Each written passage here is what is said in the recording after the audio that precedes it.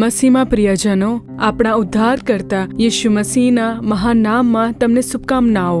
તમારો અદ્ભુત સમય કાર્યક્રમ દ્વારા તમને મળવા બદલ અમને ખુશી થઈ છે. મારા જીવનમાં આવવાવાળી સમસ્યા, સંઘર્ષ પહાડની જેમ મોટા થઈને મારા આશીર્વાદને છીનવી લે છે.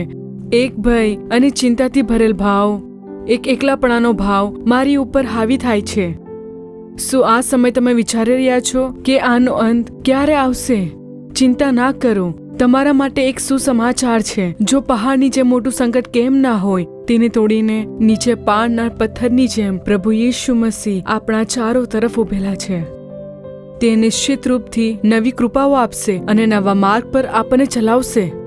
આપણે ડાબે કે જમણે ભટકી જઈએ તો પ્રભુ પોતાના સામર્થ્યના વચનથી આપણને સુધારીને ચલાવશે. જેવી રીતે મરઘી પોતાના બચ્ચાને બચાવે છે, બસ એવી રીતે જ પરમેશ્વર પ્રભુ આપણને અંત સુધી બચાવશે. હા, યીશુ મસીહ આપણું બળ છે અને આ સમય પરમેશ્વર જ આપણું બળ છે. આ વાતને સમજાવવા માટે તું જ મારું બળ છે આ ગીત આપણે સાંભળીશું. એના પછી ભાઈ મોન્સી લાજરસ પરમેશ્વરનું વચન આપીને તમારા આશીષ માટે વિશેષ પ્રાર્થના કરવાના છે. તો જોડાઈ રહો, આ તમારો અદ્ભુત સમય છે.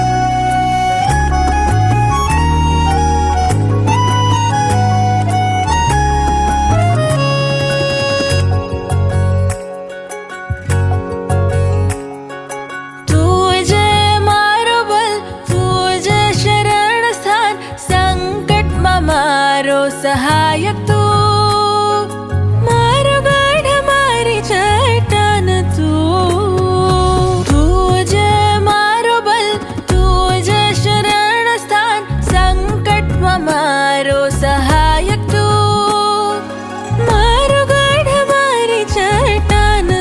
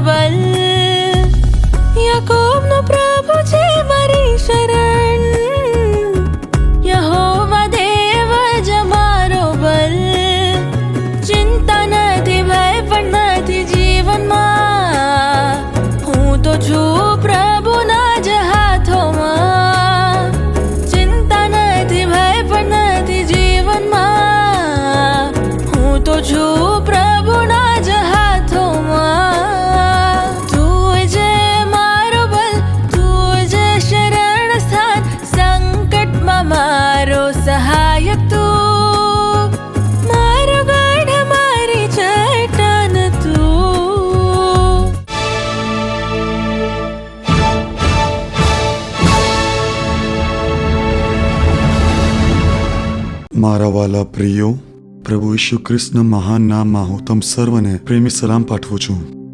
તમે હમણાં ખૂબ જ સુંદર ગીત સાંભળ્યું અને જોયું. શું તે તમને પસંદ આવ્યું?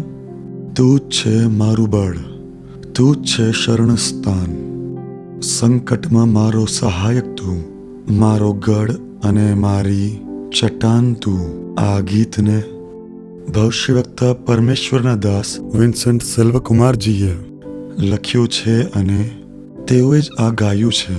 ઘણા વર્ષો પહેલા તેમણે આ લખ્યું છે અને કેસેટમાં ગીતના રૂપમાં તેને પ્રકાશિત પણ કર્યું હતું ઘણા વર્ષો પહેલા. અને આ ગીત ખૂબ જ અદ્ભુત હતું, તેથી આ ગીતનું ફરીથી મેં ઉપયોગ કર્યું છે. અને હમણાં હું આ ગીત દરરોજ મારી પ્રાર્થનામાં પણ સામેલ કરું છું. હમણાં હું ક્યારેક પણ જ્યાં કંઈ પણ હું જાઉં છું, આ ગીત મારી અંદર ગૂંજતી રહે છે. આને હું ખૂબ જ પસંદ કરું છું. આ ગીત ગાતા સમયે ઈશુની સાથેની જે એકત્વ અને તેમની પંખ તળે રહેવાનું જે સુરક્ષા છે તેનો અનુભવ થાય છે. આ ગીતની બોલ જુઓ. શાંત રહીને હું પ્રભુને જાણું, તારું સામર્થ્ય સદા નિહાળું. પંખોની છાયામાં રાખીને મને, આંખની કીકી સમ તું સાચવે મને. આ ગાતી વખત એ પ્રભુનો જે પ્રેમ છે અને તેમની સુરક્ષા અનુભવી શકાય છે. અને એટલું જ નહીં, દર સવારે તું નવી કૃપાથી ભરે. જીવનભર તું મારી રક્ષા કરે છે. જમણે કે ડાબે માર્ગથી ભટકું જો હું, વચનથી માર્ગ મને તું બતાવે છે. ત્યાં નહીં જતો, તે ખોટો માર્ગ છે બેટા, તારે આ માર્ગમાં ચાલવું છે, આમ કહીને તેઓ આપણને ચલાવે છે. કેટલું અદ્ભુત ગીત છે ને આ. આના માટે બાઇબલનું એક વચન પણ છે. ભજન સંહિતા અધ્યાય 46 અને તેનું પહેલું વચનમાં આપણે જોઈએ છે. ગીત શાસ્ત્ર અધ્યાય 46 અને તેનું પહેલા વચનમાં જુઓ. ઈશ્વર આપણા આશ્રય તથા આપણું સામર્થ્ય છે. સંકટના સમયે તે હાજર હજુર મદદગાર છે. આપણે આમ તો કહીએ જ છે ને કે પરમેશ્વર આપણને બળ આપનાર છે. આપણે કહીએ છીએ ને પ્રભુ તમને બલ આપે, તમને શાંતિ પ્રદાન કરશે, બુદ્ધિ પ્રદાન કરશે, આમ કહીએ છીએ ને. પણ જો તમે બાઇબલને ઊંડાણથી વાંચશો તો તમને ખબર પડશે કે કેવળ તે બલ આપનાર પ્રભુ જ નહીં, પણ તે આપણા પોતે એક બલ છે. તે કેવળ જ્ઞાન આપનાર પરમેશ્વર જ નથી, પરંતુ તે આપણા જ્ઞાન છે. કેટલી સુંદર વાત છે ને આ. તમે એ ઈશુને ચાખીને તો જુઓ. તે જ મારો બલ છે. તે દૂર ઊભા રહીને આપણને બલ આપનાર ઈશ્વર નથી. તે આપણા અંદર આવીને વાસ કરે છે અને તે સ્વયં મારા બલ બની જાય છે. કેટલું અદ્ભુત અને આનંદમય છે. આવા છે આપણા પરમેશ્વર.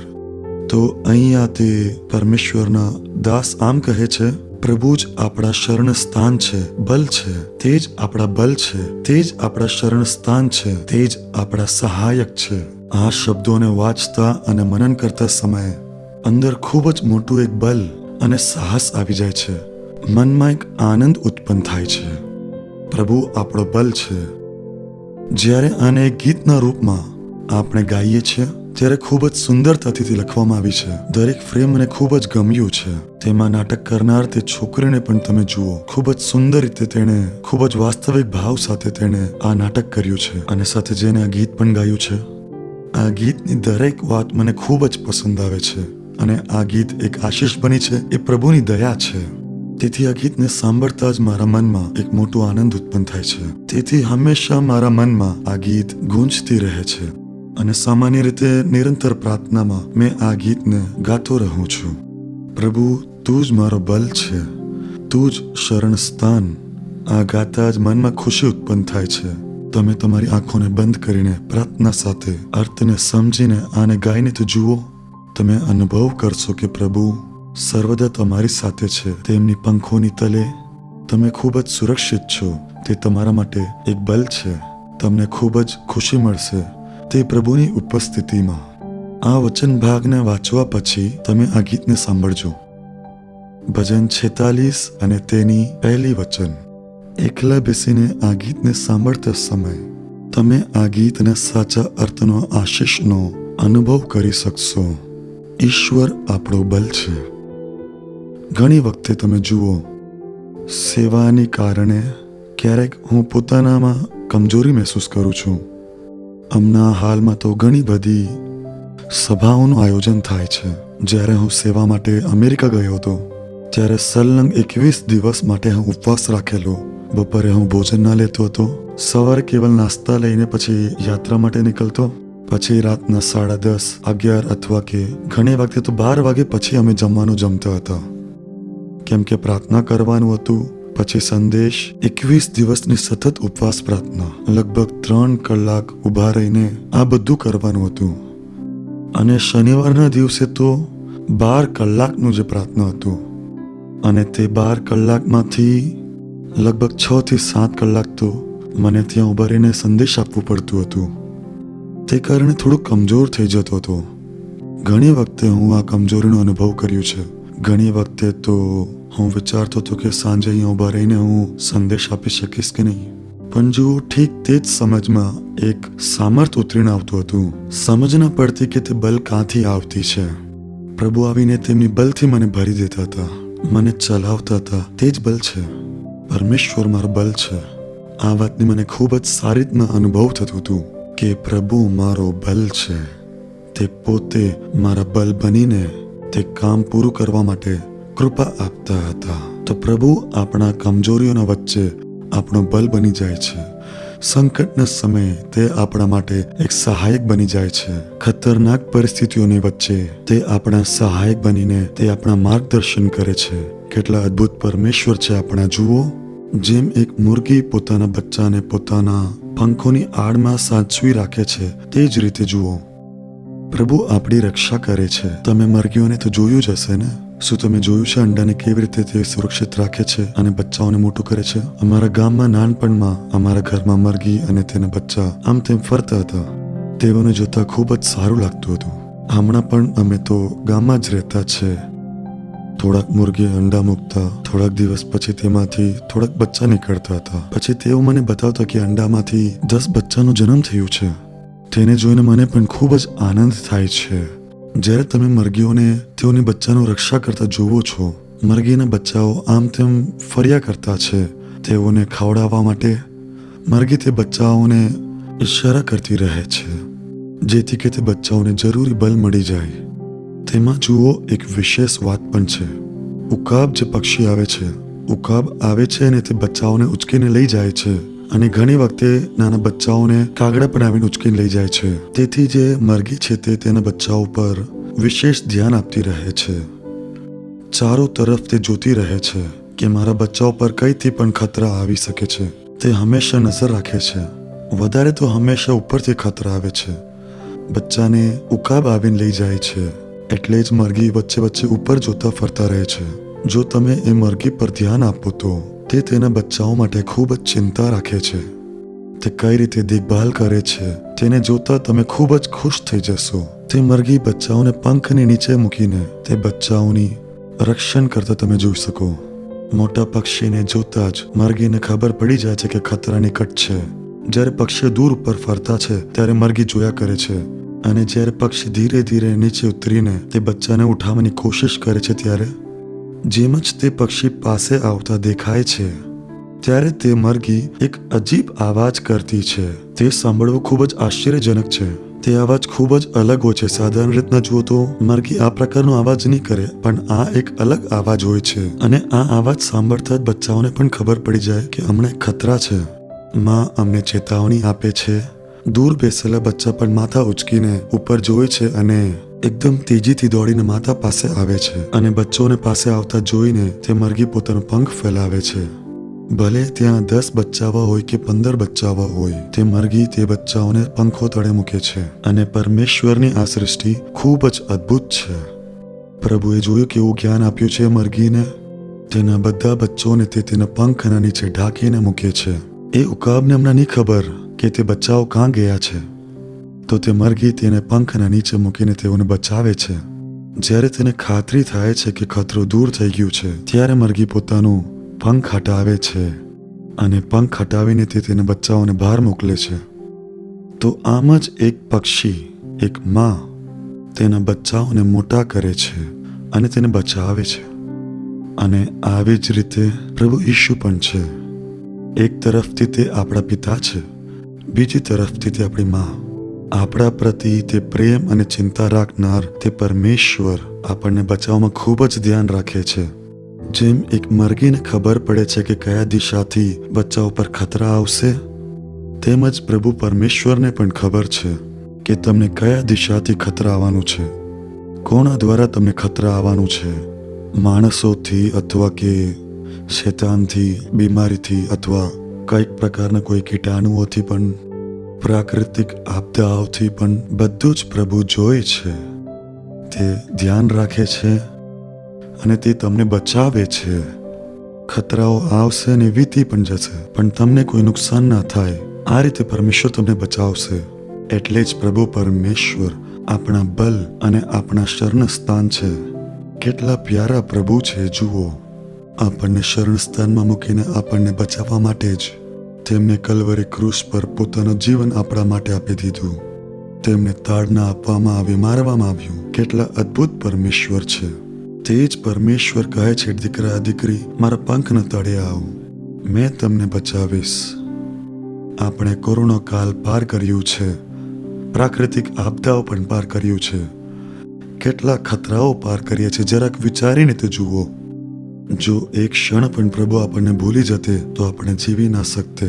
આટલા ખતરાઓ આ અંતના સમયમાં દુનિયાભરમાં ફેલી રહ્યું છે, પણ આપણા પ્રભુ દરેક વાતમાં આપણી ચિંતા કરે છે, આપણને સુરક્ષિત રાખે છે અને આપણને ચલાવે છે. તો એવા મહાન અને અદ્ભુત પરમેશ્વરને આપણે ધન્યવાદ આપવું જોઈએ.